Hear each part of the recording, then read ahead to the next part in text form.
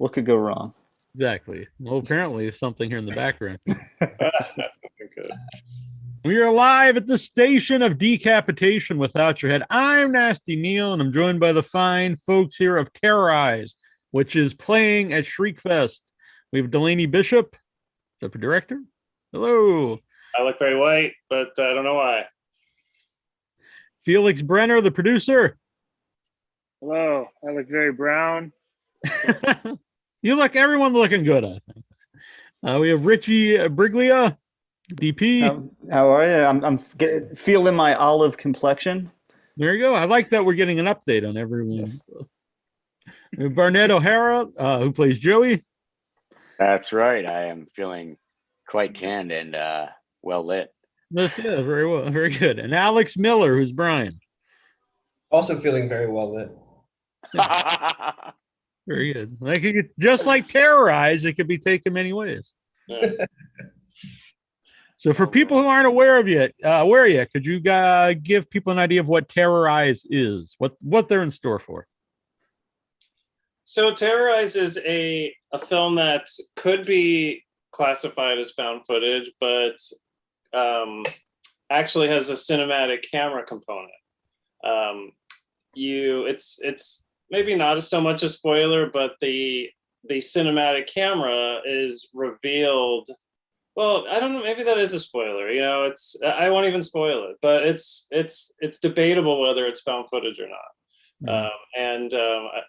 That's a technical description of what the movie is. That's part of it, but it's about some kids that go on a road trip to the desert. They're on their way to Coachella. They stop in Joshua Tree for a hike, and are terrorized by two guys.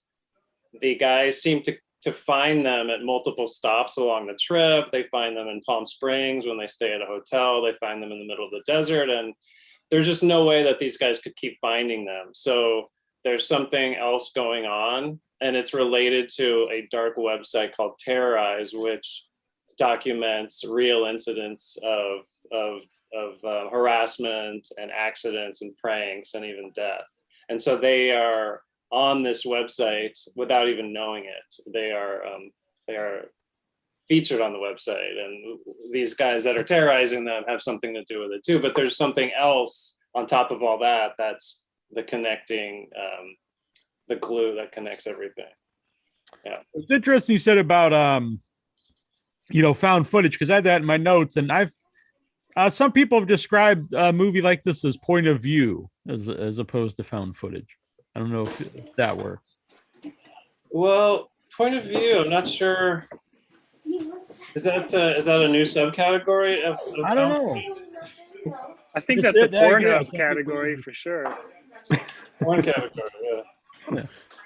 It's a Facebook ad category. I know that. I'd agree with that to a certain extent. Yeah, it's fairly POV. You wind up seeing, it might not be the POV you expect it to be, but yeah, it changes the found footage element or POV element.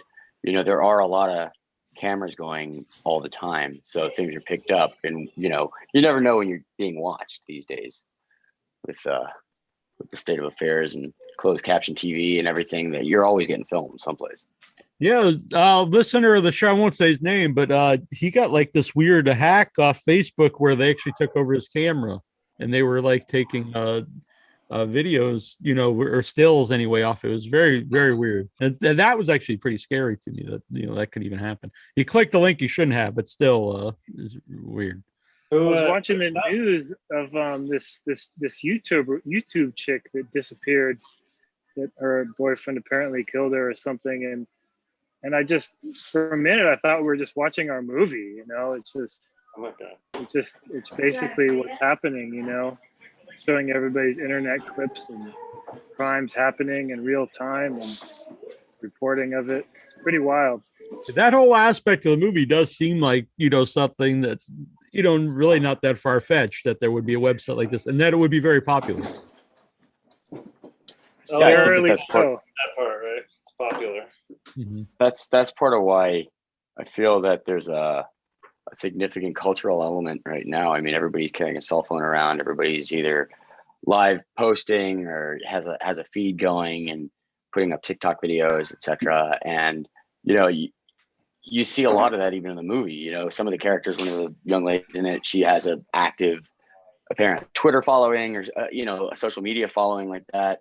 And yeah, it just proves how easy it is if you keep on geolocating yourself and posting where you are for anybody to start terrorizing you. Yeah. Back in the early days of the show, I used to give out my home address for people to send stuff, and my co-host at the time, Annabelle, was like, "That's not very smart thing to do." Now with a PO box up. But. I love your thing poster. I listened to a podcast called Blank Check, and they just did the thing. Richie. Oh, nice. Yes, actually, the Thing board game, which I highly recommend. It's a very fun game. I heard the games are canon. Like the video games are definitely part of. Yeah, maybe the board game is canon. Yeah, you play all the characters, and it's like the movie really builds a sense of paranoia because one or more players may or may not be the Thing, and if you are the Thing, you try to sabotage everybody, and then if you think one of the players is the Thing, all of you guys can vote as other players to kill the player. So we did that once. We were playing. We burned this woman to death in the game, not in reality, but.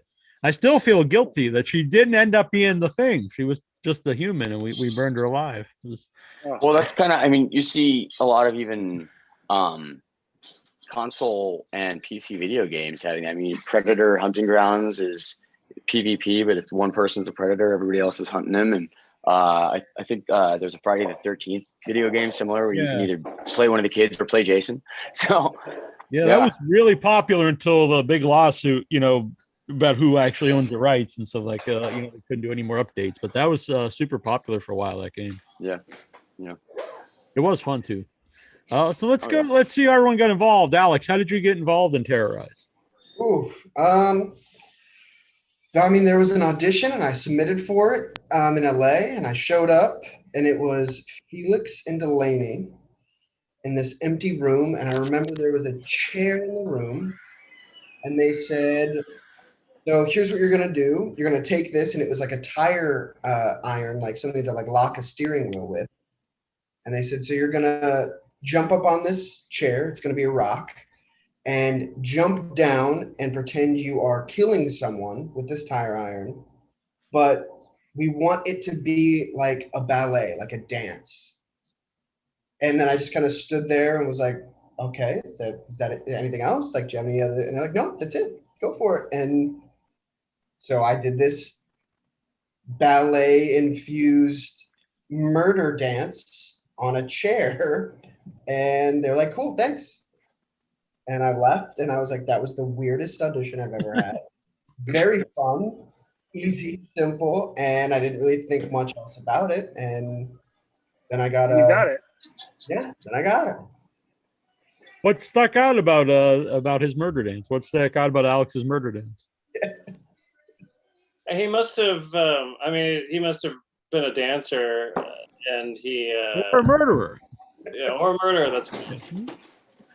Very elegant one. Right. We couldn't stop watching his video, and we all learned his dance. He doesn't know this yet, but we all do his dance. So. That's amazing. We'll have to do a little. We should get a group rendition of this at some point. Dance is canon. just like the board game. Right. Oddly enough, it's canon for the Thing, which no one understands that part. But Richard, how did you get involved? Well, a lot like Alex, it was this situation where I met up with Delaney and Felix, and they said, there's going to be a lot of POV work, so they made me basically wear the wardrobe of each character to see if I could really fulfill the duties of having the point of view. So I had to wear a bikini, had to wear heels, and as long as I could keep the camera in a traditional, real way, then I got the gig. So him and his bikini days were my favorite days on set. I'm just saying. Yeah, I got in shape for the film. I didn't, I wanted to look right. Now Delaney and I have known each other for about, I should say, I get working and knowing each other for about 15 years or so. And same thing with Felix. I've known Felix for probably about 12 years or something like that. So we had some history. So I kind of knew about this film as they were, writing and preparing, and this thing, we had this thing, and it was kind of going back and forth. And like most independent films, it took several years before it really, became, solid. So it's just a relationship I had with these guys, and we talked a lot. Before the script was written, talked a lot while the script was written, and then when it was finally finished, like, okay, how do we execute? How do we get it done? And so, yeah, been around for a long time. And Barnett, how did you get involved? Oh, sorry if you. Well, no, I was introduced to Delaney kind of early in the process, and we hit it off. We talked a lot about the character and the script, and I really felt an affinity for the material. I wasn't exactly sure what he wanted to use me for initially, so I kind of let that be open. I think he had an idea for what he ultimately saw me doing, but then I had read the script, and I mean there are a number of characters in there that I'd totally be willing to play. So it was really fun when I found out that I play. I don't know how much I'm allowed to spoil. Am I allowed to say what I play, who I play? One of the antagonists. Yeah. You find that out pretty early. And it was a lot of fun just because of the realism, because of the aspect. I didn't have to do a lot of I didn't have to search a lot. Like, that's really creepy shit to be going on. You know what I mean? Like, getting followed in Joshua. We've all worried about. We've heard something, go creak in the night and wondered if somebody actually is out there. Dude, I thought I was getting followed on the freeway last night, but maybe I'm just paranoid. I don't know. But yeah, I also auditioned and went in. I think it was a couple of people in that audition room, and ultimately once it got going, found out I'd gotten the part. So yeah. Do you remember did you have to dance for your audition too, or was it a? I think everybody had to dance. I prepared a soliloquy and a waltz. Specifically, it was like a 4-step waltz. So I had to. Delaney was my partner for it. I didn't know he had moves like that. I really didn't. I brought him dancing shoes, and he really filled them. I got to tell you. I will say that with Barnett, we had there's a pretty strong character car, the red Corvette, and it really fit Barnett. Like, looking at him and looking at the car, I think we both thought that the two of them together just really worked, and that was a huge part of it. Like, when the car showed up on set, Barnett like nearly lost his shit and was like, "This is so fucking cool," and he was so happy, and we're like, "Awesome!" It really clicked. So that was really cool. Yeah, I got to drive a classic Stingray, which was fucking rad. I was mortified that I'd crash it at any given moment, but Yeah, I we didn't. all And were. thanks. Just bold levels of confidence on that set. Let me tell you. No, I'd driven a stick for a while, but nothing that cool, and I really wanted to drive. I mean, the car is a character in and of itself. Like, it's kind of got its own. I mean, like, it's his baby. It's my character's baby. So there's a lot of love that goes into that thing. I mean, he can be defined by the car in many ways. Felix, now, did you know Delaney before the movie, I assume? Yeah, we've known each other for quite a while. We grew up together, same neighborhood, and used to skateboard in the streets of Hollywood and do all kinds of stuff like that together. So this is one of multiple things that we've worked on. And how long ago did the idea, we're gonna make movies? When was it back then, when you guys were skateboarding? Like, when did this idea come about? No, I think we had really, yeah. We had Felix's brother-in-law. Was that the first thing? Is an author, and he wrote a book on one of the Beach Boys, Dennis Wilson, and so Felix and that guy's name is John, and I went and we worked on a story for that, and then very quickly Felix and I transitioned into another story idea called Mariachi Paparazzi, and we worked on that script for a while, and then we did Felix scored a few shorts, and the Dolly film was before the Dennis Wilson thing. And Felix scored this Death of Salvador Dali film that I did, and then The Meter Maid, and then I think this. I think, I showed him the script for this, and he produced it and scored it. So no, we as kids we weren't looking much further than like our noses and our other members, but I don't. It's a little more recent. Yeah. So this is your first feature film, Delaney. What was it about Terrorize? You're like, when did the idea come? When you're doing the shorts, was the idea like eventually I want to do a feature film? And what was it about Terrorize that you thought, this is what I want to make for the first feature? Yeah, it was, after the shorts and after doing a lot of film stuff like promos and music videos, there are a lot of features, that are, written in some that are at some stage or another of being written, being conceived, being developed, being rewritten. And then when I came up with this, after going to Joshua Tree, I wrote it in the first draft in like 3 weeks, and then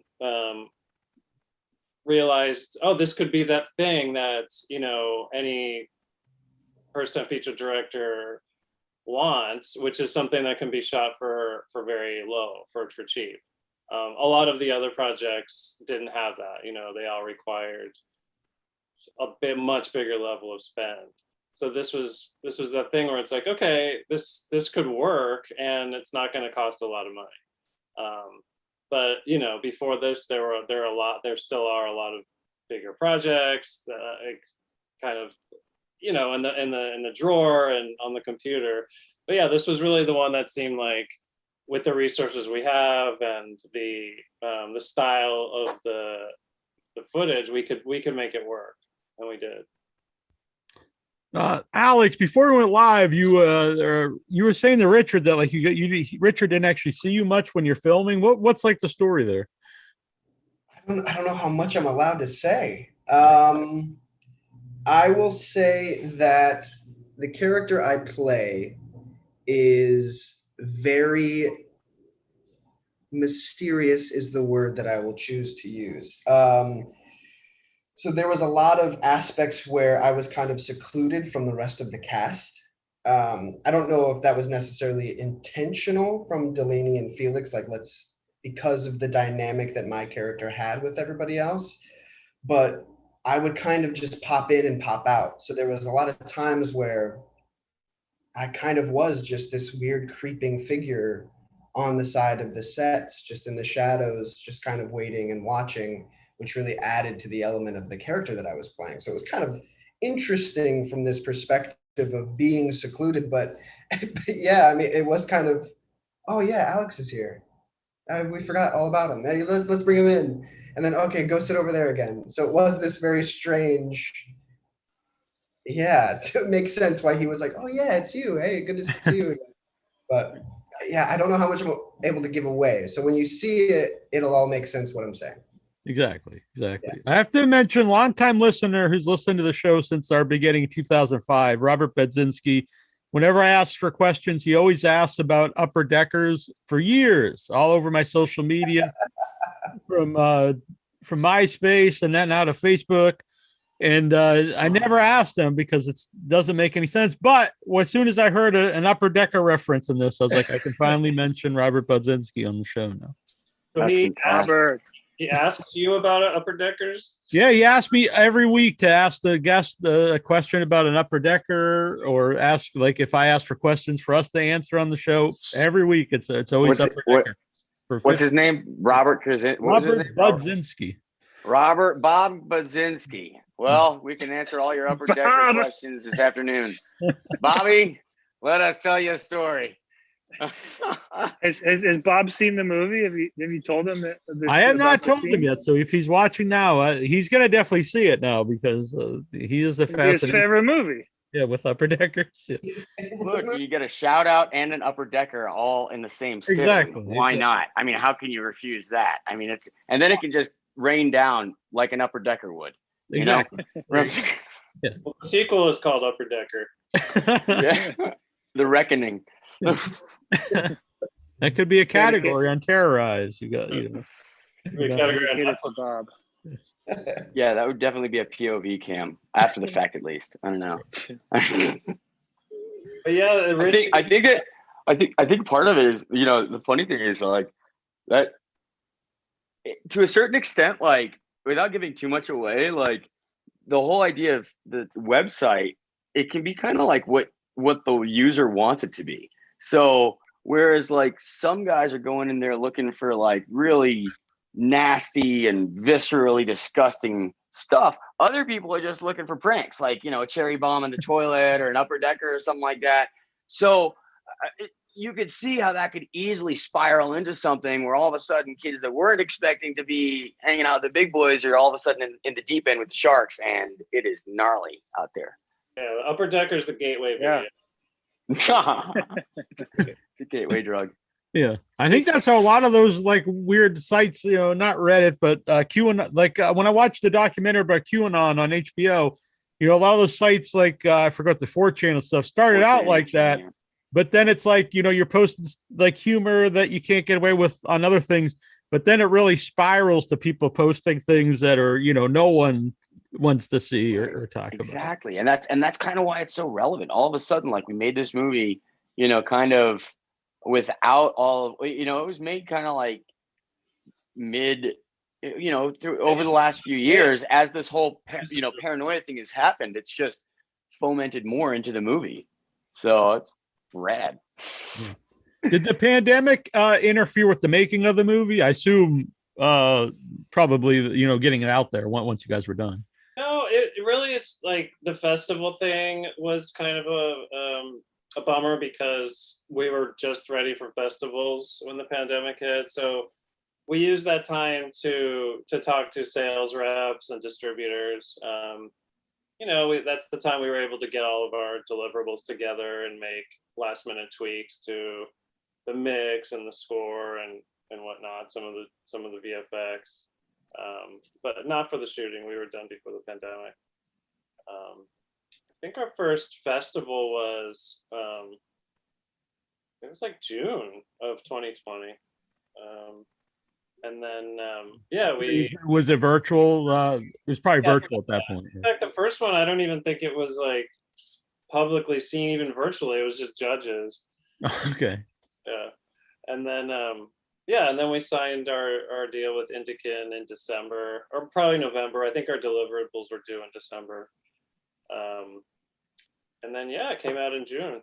These things just take a while, but yeah, I mean, we're only going to do our first official film fest this weekend or this Friday at the Shriekfest. Next Friday. We were really, I mean, it's going to be great to see all of you in person at like an event. I mean, we did have a screening of our own, which was really cool and everything, but we were really looking forward to things like this where we can all get together and kind of celebrate the film with the public and be a part of a festival. So that was a bummer not to be able to really do that with COVID, but we're really happy that now that's happening. So we're stoked. Everybody who's watching, come to Raleigh Studios on Friday night, October 1st, to see the film. Yeah, it's fun to watch anything, on your computer or on the TV, but the big screen experience, and especially a festival with all, a bunch of people who are into the same kind of stuff you are, it's a totally different experience. Yeah, the big screen is really good for this because, and everybody says that, but this has so much information that it really helps to have those. There's a lot of graphics. There's a lot of little kind of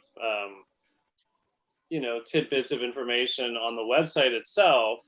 And this film isn't just all on a website or on a computer screen by any sense, but there are symbols, there are there are some text messages, and there's just a lot going on that the big screen really helps you ingest. How about that? Like the look of the film with that, like almost like the the filters on people's faces and little things going around, like to actually create all that. What was that process like? It was piecemeal.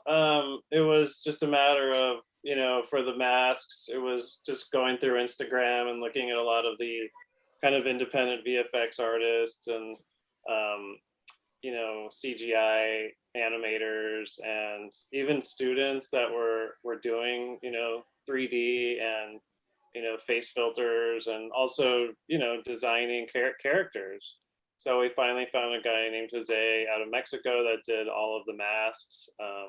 And then a company that I work with quite a bit in Argentina called Pattern did a lot of the compositing, and they did a lot of the other VFX, like the gunshots and stuff like that. And the there's just so many little things, right, that just kind of supplements the any live action and any actual special effects on set. It was hard screening the movie for people at first, because without all that stuff in, a lot of it didn't really kind of have the impact or make the sense that we wanted to. So we had to kind of take a step back. We started showing it to people, and people were like, "What's happening?" So we had to take a step back. Like a card, like, okay, now what happens here is there's going to be a face mask, and then there's going to be a text that says this, and there's going to be a UI that shows them in a window here. And they're just like, I don't really think we anticipated how much work and how long it was going to take to get all those little details right. I mean, it goes by in a flash. And like I said, it's like you're watching the news or something. It's like, it just seems standard, right? But no, having all the little stuff to make it feel standard is quite a chore. Yeah. Richie, as the director of photography, do you keep that stuff in mind when you're filming the movie, like that they're going to add these things? And how hands-on are you, like, afterwards on the effects? I mean, as far as the masks and stuff, no. That was I knew that there'd be these things happening, but as far as on-set shooting and setting up shots and stuff like that, that really didn't affect too much there. It was just more or less we used I forget, we used either 6 or 7 different cameras on the film, and each camera has its own character that goes to a character. So it was more just keeping all of that straight and, trying to sell it as real, as in most films, as we know, you have coverage. In a film like this, you don't get coverage. So if you're going to have some kind of coverage, it's more or less thinking about how would there be coverage? How does it logically work? So I think that was more where, my head was always at, how do I make this work? We are shooting a narrative film at the end of the day, but we can't do, a wide shot over the shoulder. It's none of that. So it was just, how do we use the camera the way the character would use the camera to tell the story, to move it forward, and never kind of get stuck, like never paint yourself in a corner, basically. So that's where my head was really during all the shooting. And as far as like masks and stuff, like I knew that kind of thing would happen, but it didn't really affect us on set. Mm-hmm. Yeah. Ashley in the chat room, Ashley Turner says, I love hearing that you use social media to discover and source creative talent for VFX, sound effects, etc. That's also interesting for the movie because, a lot of the movie is about social media. Yeah. I mean, there's some incredibly talented people on Instagram. I mean, they're getting exposure, which is great. I could spend so much time looking at these guys. And before Instagram, who knows? You would see stuff once in a while if you were at a museum or whatever, or like late night TV, or somebody gave you a copy of something.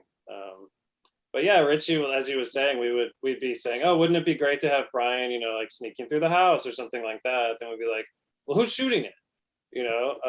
Or, oh, we need an establishing shot of here. Well, who's shooting that? It's like nobody would be. I mean, nowadays there's surveillance cameras and whatnot, but not everywhere. And, you don't have them in like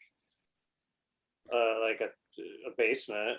Mm-hmm. I mean, I guess you could, but there comes a point where it's just not realistic, where there's okay.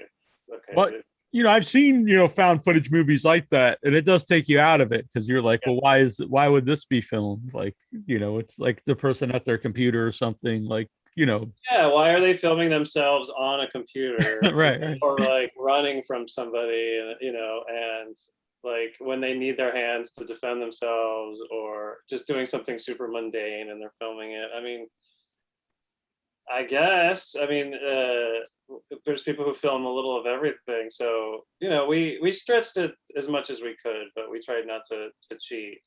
But the interesting thing is, when we did principal photography, it was is it September It 2017? was like it was like a September, August, September. Yeah. It was a few years ago. I just don't remember what year it was. The point is, when we shot it, these questions would be like, why would somebody be shooting this? You're constantly asking your question, like, why, how come? Now, some things, like if it's a security camera in a restaurant, well, that makes sense. Or if a security camera at somebody's home, that makes sense. But the interesting thing that has happened, because I'm not all over social media and all that stuff. And so, for me, it was a little hard to be like, I don't understand why this girl's always filming herself. Like, why? But in the years since, it's become more and more practice. I mean, it's amazing, whether it be, what we saw, with George Floyd in Minneapolis, everyone had a camera. All these different events that we continue to see, and everyone's filming everything all the time.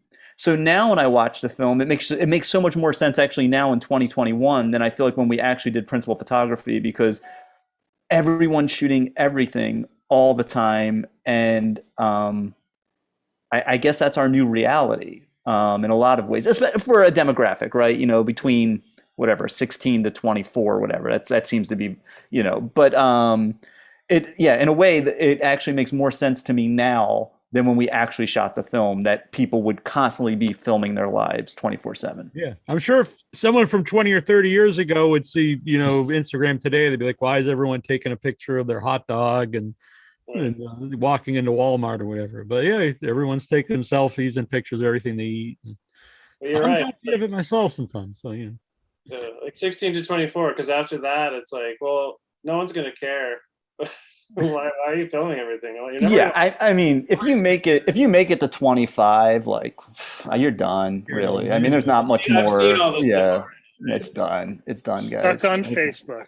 Yeah, hot dog before. yeah. But Barnett, when you first saw the finished, I assume you've seen the finished movie. When you first saw the finished movie, what did you think? I was super stoked. I saw it for one of the festivals. I think it was Santa Fe Film Festival. We won something there, didn't we, Delaney? At Santa Fe? We got a story, like that was the one we didn't win something, but we were finalists for best story. Okay. So we were nominated for something there. That's cool. I watched it with some friends. But Barnett, when you first saw No, I think it was feedback on something there. Go on. Yeah, when I first saw it, I watched it with some friends, and it was really good. I watched it like at a house on a big screen. It was great to like have the support of my buddies, but I gotta be honest, watching it on the big screen when we had the screening of it, like a month ago or so, that it really does bring out like Delaney said, all of the little nuance on. I mean, when it's 30 feet wide, you see everything. You see the text messages pop up and scroll through. I think there's also an aspect that kind of goes to what you guys were talking about just now with everybody on their phone constantly. Like when you're at your house watching a movie, we're all guilty of like checking our updates and all that stuff. But when you're in a movie theater, I mean, like they wouldn't really tell you not to. So you're not doing that. So you're kind of enthralled, and it keeps your attention. And I really do think that having that access to an audience helps. It just does. And that's probably my disappointment as well. Like Felix said, we didn't get to go to as many live, screening events just because of the pandemic. But it's cool. We've been doing well, kicking ass at these screenings that we have had, and competitions we've been in. So I'm looking forward to Shriekfest. It's gonna be awesome. Yeah. Now, Alex, when you first saw the finished movie, what were your thoughts? Yeah, I had a similar experience to Barnett. I watched it alone in my house first, just because I like to watch everything that I do alone first. And yeah, I was like, okay, this is so much different than I expected it was going to be. And I had flashbacks of all the hard work that we put into it and all of like the different days on set. And then seeing it at the screening that we did was 100% night and day difference, because as Barnett said, it just changes. The 30-foot screen in front of you, and you do get to see the details and the technicalities of the camera work and the special effects and everything. It just added so many more layers to the story, and I was blown away when I saw it on the big screen. I was like, this is absolutely amazing that everybody came together and made this. This is wonderful. The filters also came through awesome, didn't they? Like the way that it would change green filters and Yeah. whatever found footage CCTV filters. It was so much more. I mean, like you just really see the grain, the text. It was great, man. It was awesome. Wonderful. Who did the song? It's the opening song, and then it's used at least once throughout the movie. Yeah, we all did. We all did. Okay. I actually wrote the the lyrics for that a long time ago, and then I shared it with Felix, and we recorded it with the girls, and we did a few versions of it. So yeah, it was fun. It's the soundtrack's fun too. There's soundtracks available, but it was a lot of friends and Felix, really friends and Felix. Felix and Friends. That's Delaney brought that song was a pretty solid idea on his part that he brought to me, and I just kind of fleshed it out and made it cool. And then, like he said, we had our friend who had a punk band. The piece that I wrote was originally the car karaoke piece, which is like electronic and kind of like modern day, kind of hipster, whatever. And then we gave it to a punk band friend, and they just did the opening version that you hear during the opening credits, which is just incredible, I thought. So, Felix, are you and Delaney working on anything for the future, or all of you guys, maybe? But since you guys work together, not currently. We both have different irons in the fire right now. I mean, we'd love to be able to do a sequel or do something like a series based on this. We think would be awesome. We have a couple of other scripts that we've worked on. This one called Mariachi Paparazzi, which is a very funny, also similar media, TMZ style kind of flick that we'd love to do someday, but we'll just wait and see. Yeah. Let's go around here. Alex, are you a horror movie fan? And if so, what are some of your favorite horror movies? Ooh, I love horror movies. But I'm like a sucker for like the old ones. Like I grew up watching like Jeepers Creepers and like Halloween 2 and of course Psycho and The Thing, which is so funny that that's back there. I'm not as much inclined to watch newer horror films just because I like the practical effects that they had back then. That just always Yeah, freaks they're me. fun. But favorite? Oh, I don't know. That's hard. Maybe probably Psycho or The Thing, to be honest. Bookend by the both, so I agree with it. Richie, how about yourself? I'm much like Alex, same thing. I like the older horror films, the ones I kind of grew up as a kid, and I do like horror films, but I'm not really into the gore kind of kind of a lot of things that we've kind of seen in the past 10 years, 15 years. So for me, it goes back to like The Shining, Halloween, the original, Psycho as well, Rosemary's Baby, The Omen. Like I like that kind of 68 to 84-ish. The first Friday the 13th, second Friday the 13th, first Nightmare on Elm Street. I like that period of time where it was really about what's kind of hiding around the corner, not so much about just blood. You know, Mhm. I'll throw Jaws in there. I'll put Jaws in. Yeah, You know, great. just the idea that it's just like Film there's this cameras. thing that's out there and it's just creeping and it's just waiting for you. It's waiting. You don't know when it's going to come, but it's going to get you. Yeah, many Yeah. people's fear of the ocean and the water comes from Jaws. Yeah. Yeah. Barnett, are you a horror movie fan? And if so, what are some of your favorites? I was so excited to hear you ask this question. Yeah, man, I'm a gigantic horror buff. I grew up on it. My brother's a tattoo artist. He's older than me. Oh, nice. So as you can imagine, there was a lot of like of the pulp stuff. By the way, shout out to Old School Tattoo in Brownsville, Texas. And yeah, I'd say that growing up, I have incredible memories of the first Texas Chainsaw Massacre on a VHS tape that was like Yeah. bootlegged. That like It had really this adds whole, to a It- grittier it- cut it- of the movie. Totally adds to it. Oh man, and like it just that the end scene where he's just like with the chains. I mean, oh man, iconic. I on the other hand love the blood and guts and gore stuff. I think that movies only get better when they have a cringe factor to them to make you be like, oh my god, no, paper cuts in the middle of your fingernails. Oh no. So I'm gonna go with like, I love Slither. Slither was so fantastic. But also I'd say like some of the Saw, some of the Hostel stuff. That stuff was totally new for what it was, and went back into the whole element of could it be happening? Kids on a trip getting screwed over. Yeah, I think Slither or Texas Chainsaw Massacre, the original one, might be like tete-a-tete up there. Texas Chainsaw Massacre. I went to see it in Boston in original 35 millimeter print. And it was a bad cut on midnight, and it was great. And then I went to see it at the same theater when they had the restored version in digital, and it actually it took away from the movie. It was that movie shouldn't be really clean and bright, Right.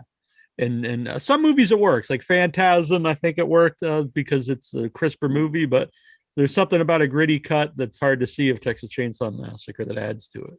Oh yeah, for sure. And mine was a bootleg VHS. Didn't even have like Yeah. a sticker on it. It was like, I grew up is in this the real? 80s. I remember a lot of movies like that because The Burning was hard to get, so you'd have to get the bootleg, and Evil Dead for a long time was hard to get. Oh, that one too. Oh man, I should have said that. Oh my gosh. And a bad cut of it really adds to the movie too, I think, like Yeah. a gritty for cut. real. For real. I liked Army of Darkness a lot I though. do For too. those, that's I was a big fucking Dungeons good. and Dragons kid, so seeing that was very fun. It's like a D&D on the big screen. What's your favorite character? Back in the day, I liked playing a ranger, actually. Ranger. I like Yeah, Ranger. Dritz that was Jordan, eh? second edition D&D. I don't know if they Good still old Dritz. Yeah. For all you deep fake fans, Dritz Jordan is a badass dark elf that they wrote books about.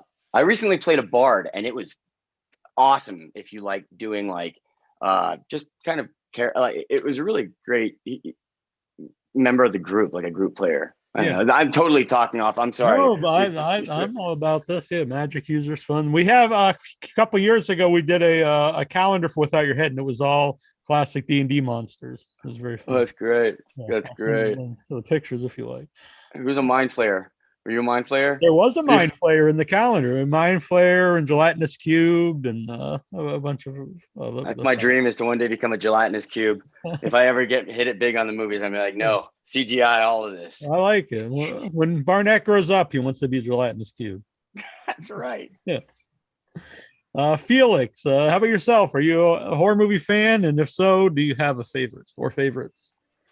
Yeah, I love a good scare. I mean, when I was there's a few movies that really scared the crap out of me. Like growing up, Poltergeist really scared me, and I really liked that. And then when I got older, The Ring really scared the fuck out of me. And I love The Ring. I think it's so cool and so beautifully shot. But my all-time favorite movie in that genre is Evil Dead. I love the comedic aspect, and I just that movie just checked a lot of boxes for me, as far as like, it wasn't it was something that was accessible for me, I guess, as a kid, which is a lot of reasons why I love Delaney's writing so much, is that he can be so weird and creepy, but also be so lighthearted and fun and clever and just goofy too, you know. And that, when you have that sort of combination, that's to me what is magical, you know. So Evil Dead is at top of my list. That fits. And we'll get to Delaney one second. I just want to say, Ashley here says Richie is her new best friend. Late 60s to 80s horror is her favorite as well. She picks Hellraiser as her favorite. Ooh. And she also agrees that's with good. Barnett about 80s gore. She's a big fan. Yes, winning. That's a good thing about horror, though. It depends what kind of mood you're in. Because I like a crazy gore fest, and then I also like a thoughtful, thought-provoking movie like Rosemary's Baby or something. Yeah, I just want to say Poltergeist is a great shout out. That's another one that just, I remember seeing that. I probably saw it way too young, and it. Oh yeah, that tree out the window and the guy peeling his face off in the mirror. That's so right good. again. So good. So Richie, good. didn't you mention The Omen isn't that with Christopher Walken? And like, it's so good. It's like, isn't it with Christopher Walken, or am I thinking of? No, I don't think Walken's in The Omen. No. No. Walken's in. Oh my gosh, what is it? The one where he plays like the fallen angel. The Prophecy. No, Prophecy. That's it. Prophecy. Easy to get. Yeah, I was trying to remember the name. Yeah, no, The Omen is the one of the baby. Yeah. Also, the first Amityville Horror as well. Maybe the second one too.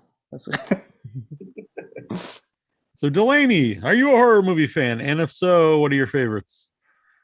Yeah, as a kid, I was scared because I was a kid when I'd stay up late and watch cable, and there'd be like these really creepy commercials for Friday the 13th, and it would just, it'd be the middle of the night. I'd be in a living room or like the little TV den alone. And I remember the whole promo was just like the forest, and you just see from really far away this guy kind of walking toward, and that scared the shit out of me. And so I never watched a Friday the 13th for a long time. And then there was one summer when I had been shooting a lot of stuff, and horror just wasn't my genre for a while. And then we started shooting some zombie stuff and some other stuff, and I was like, wait a minute, these horror movies, they're all just laughing behind the scenes. Like, these guys are just like having so much fun, and there's such a connection between horror and comedy.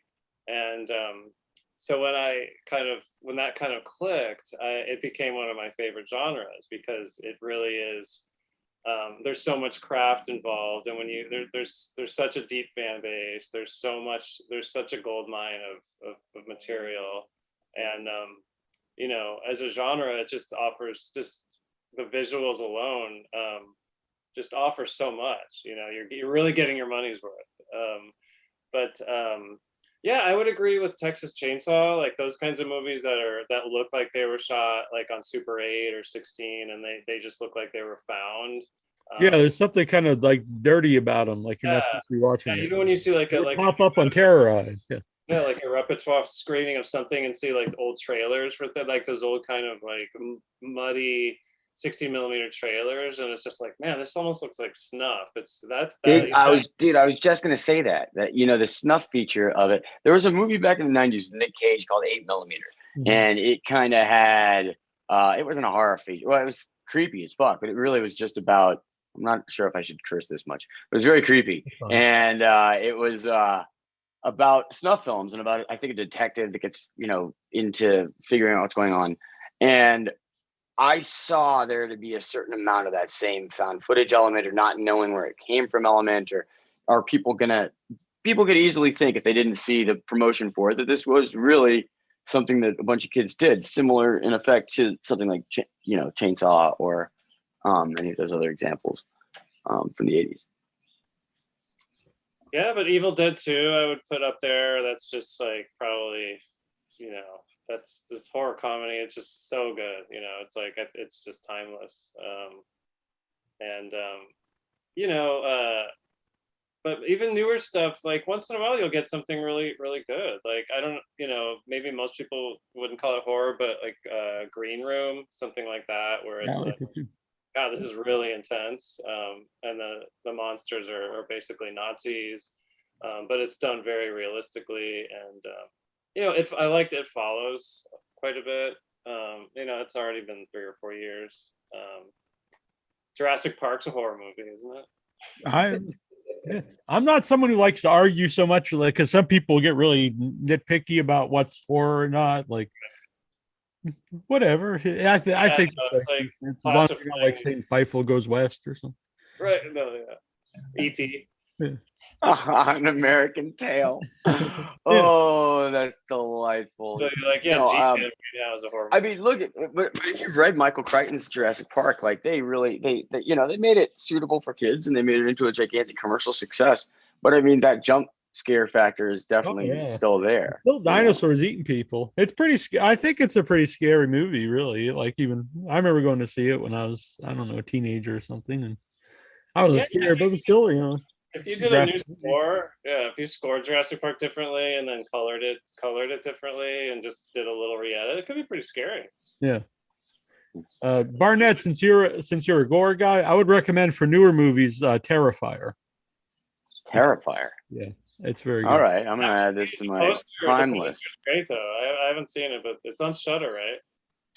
Yeah, I'm not sure where it is. It's probably streaming somewhere, but yeah, they're making the sequel right now. I'm gonna find out right now. Modern slasher, very gory movie. I would recommend it.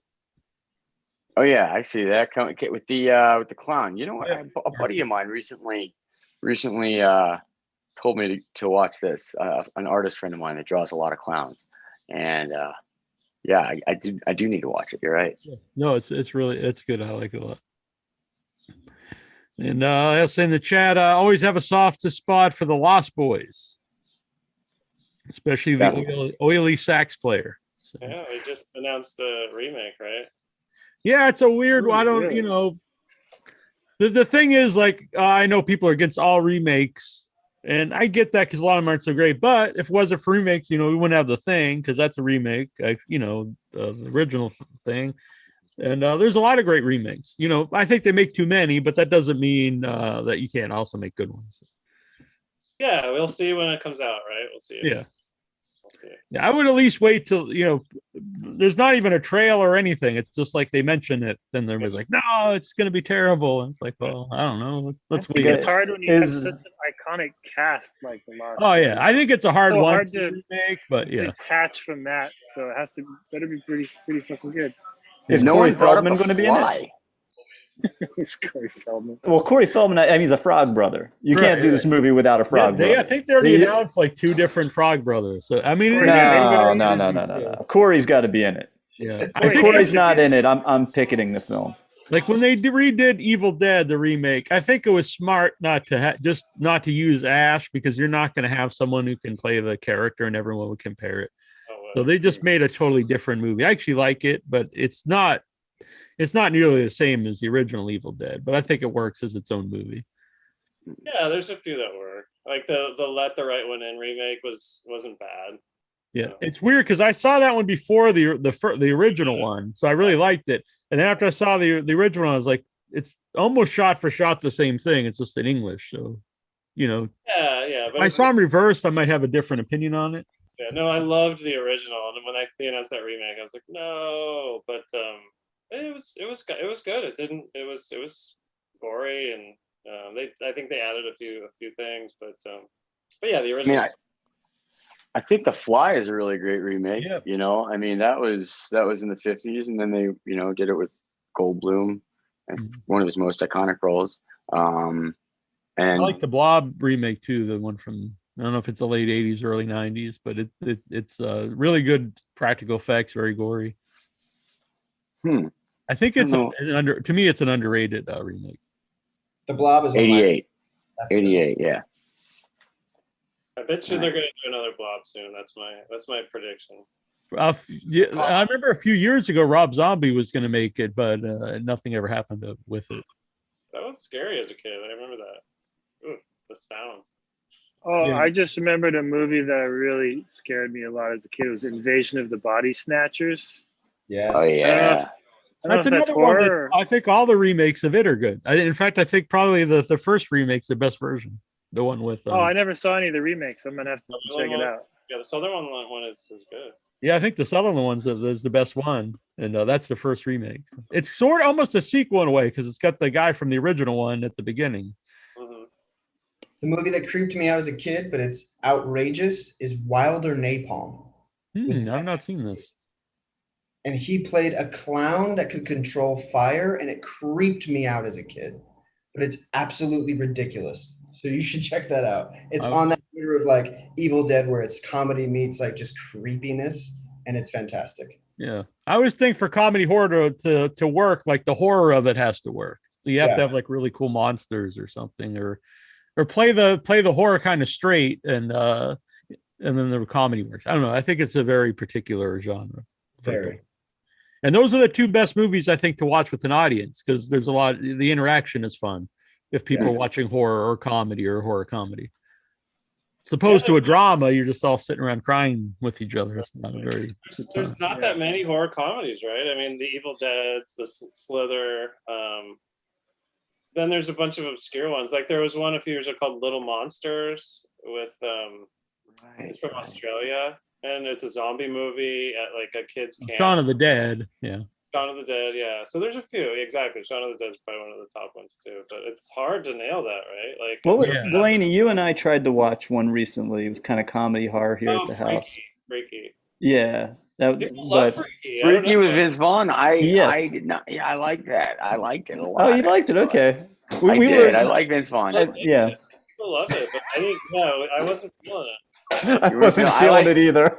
I mean, just Vince Vaughn is like playing a 16-year-old cheerleader was gold to me. That was my. They did that in Jumanji, right? Way better. Jack Black did it. Yeah, that's true. Yeah, Jack Black does it too. Oh, I'd forgotten that. Once again, you've reminded me. I mean, I don't know. I think Vince Vaughn just showed up and was like, "All right, I'm in this. What do I do?" And I'm just going to be myself. His real self is a 16-year-old cheerleader. Apparently. Exactly. His truest self. I remember another one that's actually not too long. Like, I think this one's probably about 10 years old, but just a really kind of creepy, scary one because it feels so real. It was a French, I think it's a French film that was remade here in the States called Funny Games. Yeah. Man, that movie, that one I have a hard time watching that one. There's the idea of the home invasion and like you're just helpless. What was that one, that Australian one that came out about 15 years ago about those two girls that were like hikers and then they get the one they go into the cave or something. They wind up like on a farm, if I remember correctly, and they're I think it's trying Wolf to get out. What's that called? I think it's Wolf Creek. Wolf Creek. That might be it. It's based on a true story about like this guy that's kind of a backwoods Australian guy who captures him. Oh, you mean? Yeah. They capture him. Exactly. They made a sequel, and they also made a short-lived series, I think, on Shudder.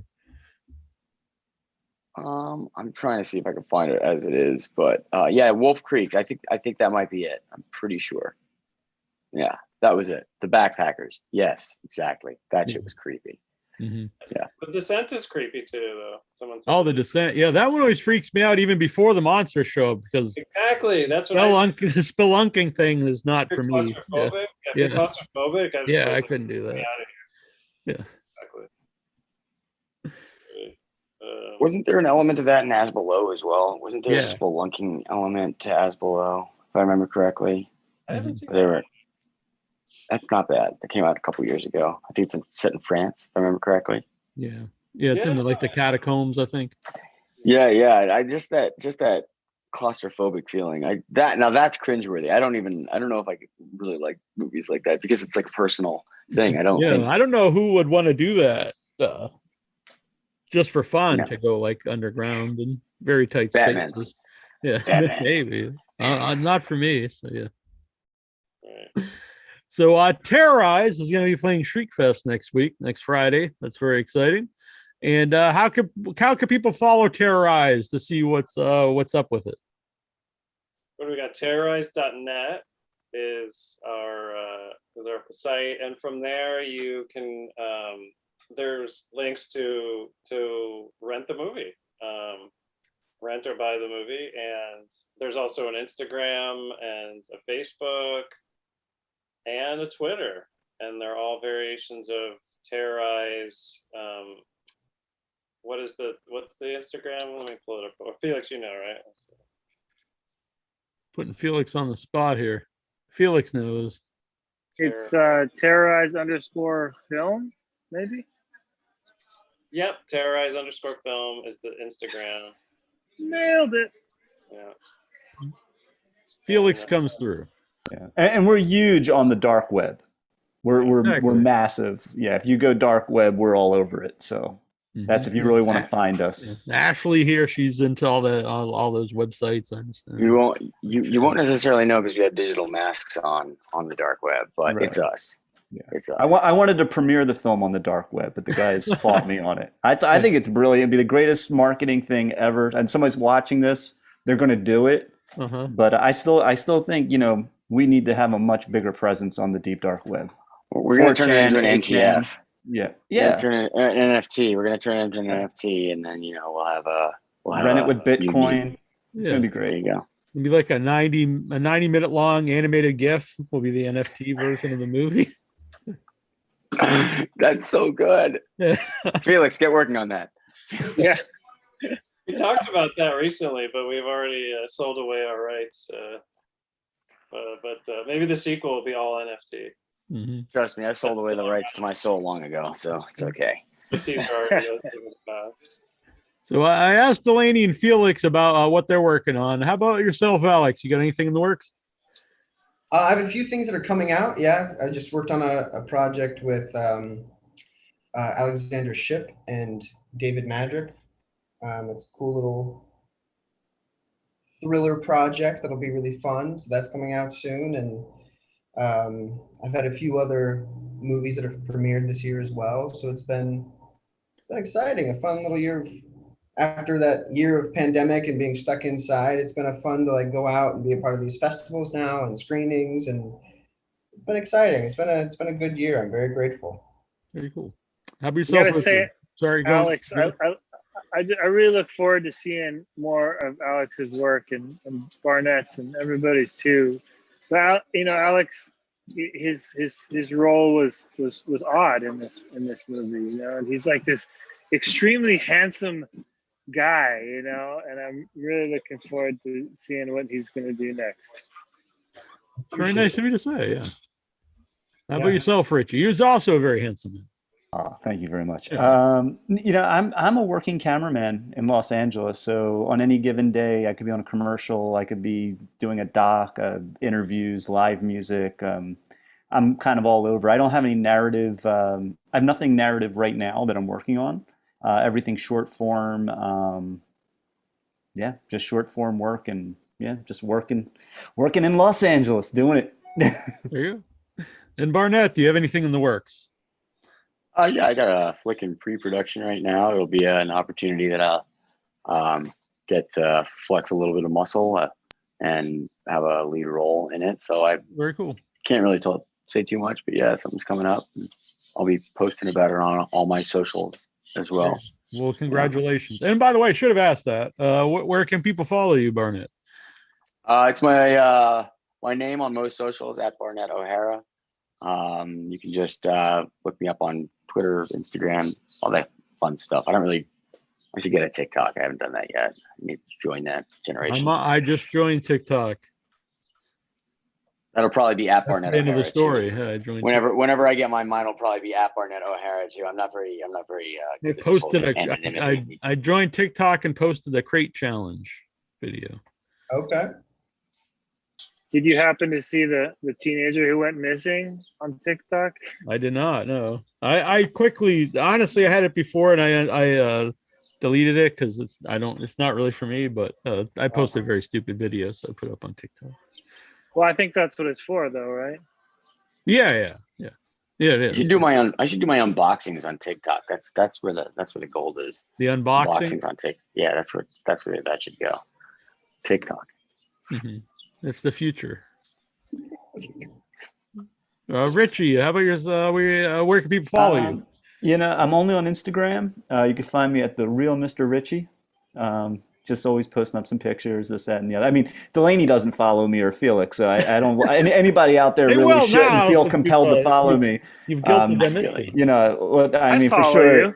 No, Delaney doesn't follow me. Like, I'll put stuff up, and then I'll be like, Delaney, how come you don't like my photos? And he's like, oh, I like them. And then, like, I got to get his phone. It's like he never likes anything, and he's just Yeah. like, and then, yeah, I've given up. Shameless guy. I really have kind of given up on them. The relationship's kind of ending after this Zoom. This was kind of my last obligated thing I had to do. The last hurrah. And then I'm for out. Terrorize. I'm out, guys. I'm out. We have the The real screening. Mr. We have the Richie. screening. We have the screening, Mr. Richie. What about that? Oh, that's right. I got to go to Shriekfest next week. Right. The nice thing about Shriekfest is I don't have to worry, we don't have to think about what we're going to wear. No, That's that's the the best week part. after. This is Shriekfest. Shriekfest. is Shriek. next week. I thought it was And then- Streak. No, that's This isn't October Shriekfest? 15th. Shriekfest that's- No, That's my That's the next TikTok week. channel. I thought it was Shriekfest. Oh, I didn't. Oh, okay. Well, this is a different event. Hey, after Okay. the screening, why don't we all go streaking? Let's go streaking. Make I it need to steam my birthday suit. I don't know. Are you in, Neal? Neal, you in? I'm totally in. Yeah, Come on. Okay, cool. We'll Yeah. do it. We're Yeah. going to meet at Lucy's Eladobe. I don't know if get fully anyone plastered. watching wants to see that, but yeah. it's- It'll be great. And then you know what? Shriekfest, LA. If you go to Instagram, the real Mr. Richie will have photos of Shriekfest. So come check it out. You'll see all of us.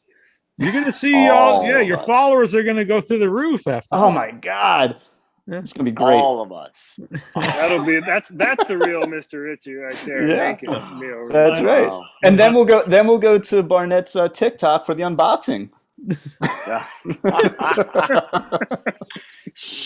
Wow. Delaney so won't like real. any of it. Yeah. No, That's- Delaney's not going to look at any of this stuff, so it doesn't matter. He's not going to like any of it. At that point, I will look. So On the next interview, that'll be his background. Yeah. Wow. Yeah. Alex, I don't know how you follow that. Now, how do you follow you? How do you follow you, Alex? I feel like I need to change my social names. Yeah, it's just be like, oh, you follow me at Alex, I'll be honest, I'm horrible with social media. I'm super old school. I'm not really a fan. But I do have Instagram. It's Mr. Alex Miller, super original. I'm very creative, as you can tell. Easy to there's find. Probably photos of there from, I don't know, like a year ago. Maybe you'd like them. Just a good hard sell. Yeah. I really like to undersell everything that I do. But yeah, I'm there. Don't look up Alex Miller because there's 8 million of us. So, Mr. Alex Miller. Yeah. I like it. That works. Call me Alex Miller. I like it. All right. And Felix, how do you follow you? My Instagram is You Felix. got a great Raphael. flair going on right now. I know. You like it, Richie? Yeah. Yeah, Felix Raphael Brenner. My middle name is Raphael with a PH. And yeah, you can find some of my music on iTunes and Spotify and things like that. And you can find our soundtrack there as well to this film. The soundtrack features a lot of different artists, and we have a forthcoming soundtrack. It'll be the score, which will be just my original music. That's not quite out yet, but that'll come. But yeah, find our Terrorize.net has links to all this stuff. So, Oh, very good. I check could have us just out. ended it there. So begin with. Let's go to, but yeah. And well, we Delaney, had to wait for the yeah. flare to come. yeah, it wouldn't have been. Yeah, exactly. It worked out perfectly. And Delaney, how can people follow you? Whoa. He's just Delaney, you're muted. not listening to anything we're saying. I love that. Delaney, this is what it's like on set, in life, all the time. And what is it, Alt Shift 4 or something, Delaney? You're You're muted. still muted. Yeah, there you go. I'm at Delaney Bishop at all on across all platforms. DELANEYBISHOP, and find me there. And if you follow me, you can probably get to Richie. So come to me first. If he maybe I should start doing what he does and just do followers over friends and prioritize that. So Just got called out. yeah. He's But just Neal, jealous. It's a lot of jealousy that between Neal, Delaney. thank you. Tell us a little bit about about Without Your Head? It's a weekly live. Yeah, we're live every week here Thursday nights right here on the YouTube. So subscribe and hit the little bell icon so you get all the notifications. It's been going since 2006. Really, there was one episode 2005, but since 2006, tons of guests up there, and we do some shows throughout the week sometimes as well. But it's always live on Thursdays, and sometimes other interviews will pop up. Amazing. And we'll see Currently in production of my first feature film that was put on hold during the pandemic, but it's back up right now. So hopefully next year. Tell us about that. What's that about? The Once and Future Smash, starring Bill Whedon and Michael St. Michaels from The Greasy Strangler, and it's a mockumentary. Maybe I shouldn't have said it's a documentary about two actors who played the killer in the 1970 slasher film End Zone 2, and then they're at a festival, a convention for the first time 50 years later, and we filmed that last year at Mad Monster Party. Oh, cool. That sounds awesome. Lots of cool horror people are also involved. John Dugan from the original Texas Chainsaw Massacre, and Dan Yeager from Texas Chainsaw Massacre 3D, Mark Patton from Nightmare on Elm Street Part 2, and a lot of other cool people. wow. That's awesome. Cool. Yeah. And we'll see you at the Shriekfest. And you will see me at the Shriekfest, yes. I will make my appearance, yes. We'll have digital filters on our faces, though, so it'll just be neck down. Not just face for me. Oh, that's great. That's rich. Rich. It's been very fun. Yeah, it's been Thanks fun so hanging much for having us. Yeah. Great. Thank you. Yeah, Thank you, congratulations Neal. on Terrorize, and hopefully, I want to see a big turnout for Terrorize next week at Shriekfest. out. Yeah. And we'll see. I look forward to seeing all you guys there. Yeah. What was that, Delaney? Sorry. So I guess we'll see everybody there. I'm not sure about Lucy's anymore. I drove by yesterday, and it's not really that close. I thought it was like right there, but it's like 3 blocks away. It's not that far. It's at Raleigh Studios. Yeah, it's Right? about- It's literally right there. Yeah, it's like it's walking distance. I've stumbled. Here's home. I used to live there. Delaney and I are currently listening to a podcast called Blank Check, and so shout out to the guys at Blank Check. They're doing a great job. Really, they need my validation. But speaking of Raleigh Studios, they're doing this John Carpenter run right now, and Assault on Precinct 13 was shot there at Raleigh. Oh, nice. So yeah, so there's our tie-in to what I don't know. The fact that we're listening to a podcast. you're doing the thing right Makes now. sense, I think. Yeah. Yeah. It's 7 degrees of Kevin Bacon. That's Right. what- Yeah. 6 degrees Makes of as Kevin much Bacon. sense as Delaney's background. So. Yeah. I think that what is it? Is that a thylacine? Is that or what? That's from I Am Legend. Did you see I Am Legend? Yeah. I've never seen. Is that Will Smith? Yeah, it's a Will Smith. No. What is he in the photo? Yeah, well, that's Will Smith on the Being ground. attacked by the mutant dog, I believe. By a zombie dog. That must have been a really rough day of photography. I'll tell you. As an actor, I would have not. That doesn't look fun. It's worse. I mean, yeah, this site has all kinds of like making of like for VFX stuff mostly.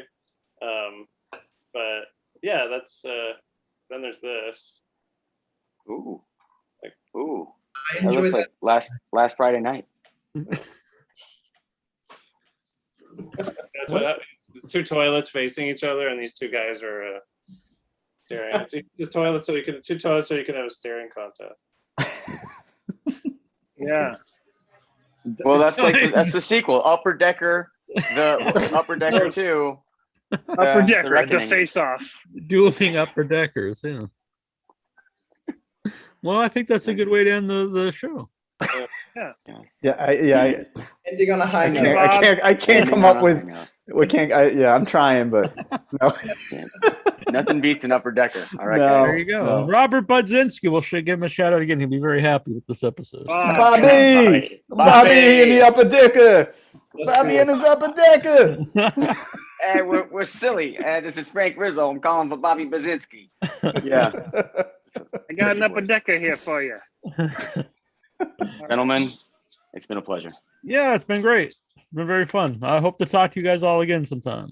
Yes. Sounds Awesome. good. All right. Bye. Have a good night, Ned. See you Thanks, everyone, guys. for watching. Peace. Bye. All right. Bye bye.